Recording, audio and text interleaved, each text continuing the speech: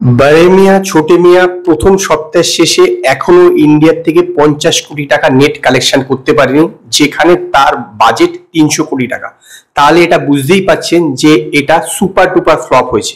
তো আজকে এই ভিডিওতে আমি আলোচনা করব কি কি কারণে বড়ে মিয়াঁ ছোটে মিয়াঁ এরকম ফ্লপ হলো। নমস্কার বন্ধুরা, আমি অমর্ত্য, আপনাদের চ্যানেল ইন্ডিয়ান ফিল্ম নিউজ বাংলাতে আপনাদের স্বাগত। প্রথম কারণ যেটা আমার মনে হয় যে এর কোনো কন্টেন্টই নেই, মানে এর কোনো গল্পই নেই। গল্পটা একটা খুবই সাধারণ ব্যাপার যে একটা জিনিস চুরি হয়ে গেছে, দুজন তাকে আনতে যাচ্ছে, এইটাই গল্প। এরকম সাধারণ গল্প নিয়ে এত বড় বাজেটের একটা সিনেমা বানানো আমার মতে সম্পূর্ণ ঝুঁকির ব্যাপার।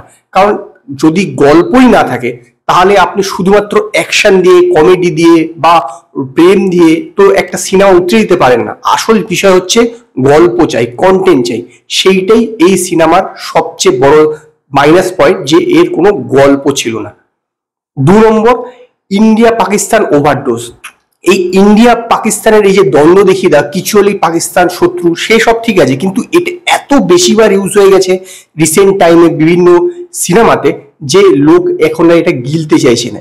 সেম ব্যাপার হয়েছিল ফাইটারের ক্ষেত্রে, এখানেও কিন্তু আবার সে একটা ইন্ডিয়া পাকিস্তানের ব্যাপার ঢুকিয়ে দেওয়া হলো, যেইটা লোক ভালোভাবে নেয়নি।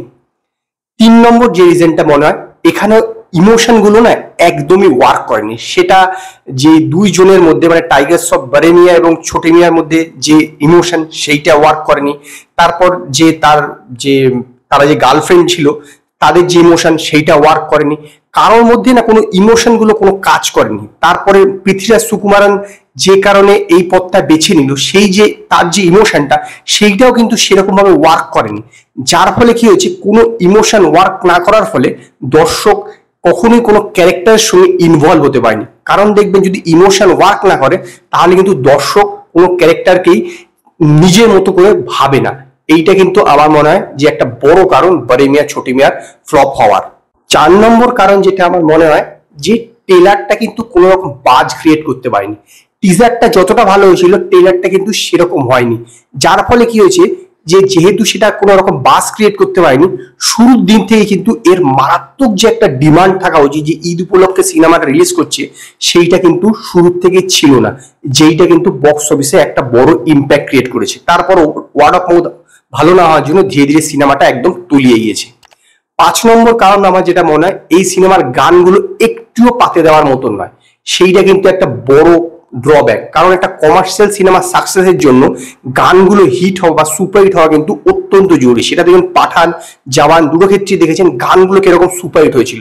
এইখানে কিন্তু সেটা একদমই হয়নি, যার জন্য এই সিনেমাটা একদমই তলিয়ে গিয়েছে। 6 নম্বর কারণ যেটা আমার মনে হয়, যে এই যে বারবার এই ডেটটা চেঞ্জ করেছিল না। প্রথমে তো রিলিজ হওয়ার কথা ছিল হচ্ছে আপনার 10 তারিখ, তারপরে সেদিনকে বলা হলো যে ঈদ নয়, সেই জন্য কি করবে 11 তারিখ রিলিজ করবে। আবার ঠিক হলো যে 10 তারিখ রাত্রিবেলায় পেড প্রিভিউ দেবে সন্ধ্যা 6টার পর থেকে, কিন্তু সেটা হলো না। তারপরে সেটা পিছিয়ে গিয়ে চলে গেল হচ্ছে আবার 11 তারিখ। মানে এই যে এত কনফিউশন, এবং শুধু তাই নয়, ডিস্ট্রিবিউটাররা বুঝতে পারছিল না অ্যাকচুয়ালি সিনেমাটা কবে আসবে। এরকম হয়েছে টিকিট কাটার পর আবার টিকিটের পয়সা ফেরত দেওয়া হয়েছে। যার ফলে এই যে কনফিউশনের কারণে এইটা কিন্তু বক্স অফিসে একটা বড়সড় ইম্প্যাক্ট ক্রিয়েট করেছে বলে আমার মনে হয়। 7 নম্বর কারণ সেটা হচ্ছে টাইগার শ্রফের ফালতু কমেডি।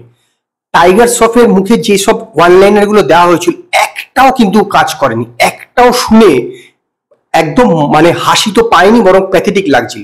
এইটা কিন্তু একটা বড় ব্যাপার। কারণ পুরো সিনেমাতে অনেক জায়গায় কমেডি সিন আছে যেটা অক্ষয় কুমার ঠিকঠাক উচ্চে দিল, টাইগার শ্রফ একদমই উচ্চাতে পারেনি। টাইগার শ্রফের যখন ডায়লগ গুলো বলছিল, লোকে একবারও হাততালি দেয়নি, বরং অক্ষয় কুমারের সময় অনেক সময় হাততালি পেয়েছে।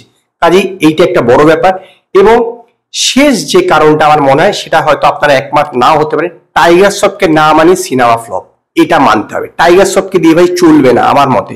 সে শুধু কিছু অ্যাকশন করে দিতে পারে, সেটা ঠিক আছে, কিন্তু একটা সিনেমাকে বর্তমানে উত্তরাতে গেলে শুধুমাত্র অ্যাকশন দিয়ে হয় না, তার ভালো গল্প লাগতে হবে, সমস্ত কিছু লাগতে হবে। কাজেই টাইগার শ্রফকে দিয়ে যে একটা সিনেমা উতরে দেওয়া যাবে বলে আমার বিশ্বাস হয় না। কাজেই আমার মনে হয় এইটা একটা বড় কারণ যে টাইগার শ্রফকে নেওয়া। তো ছিল 8খানা কারণ যে বড়ে মিয়াঁ ছোটে মিয়াঁর ফ্লপ হওয়া। তো আপনারা আমায় বলুন যে এর বাদে আপনাদের আর কোনো কারণ আছে বলে মনে হয় কিনা। যদি থাকে তো আপনারা আমায় কমেন্টে জানান। যদি আপনাদের এই ভিডিও পছন্দ হয়, ভিডিওটিকে লাইক করুন, কমেন্ট করুন, শেয়ার করুন, আর নতুন নতুন আপডেটের জন্য আমার চ্যানেলকে সাবস্ক্রাইব করুন।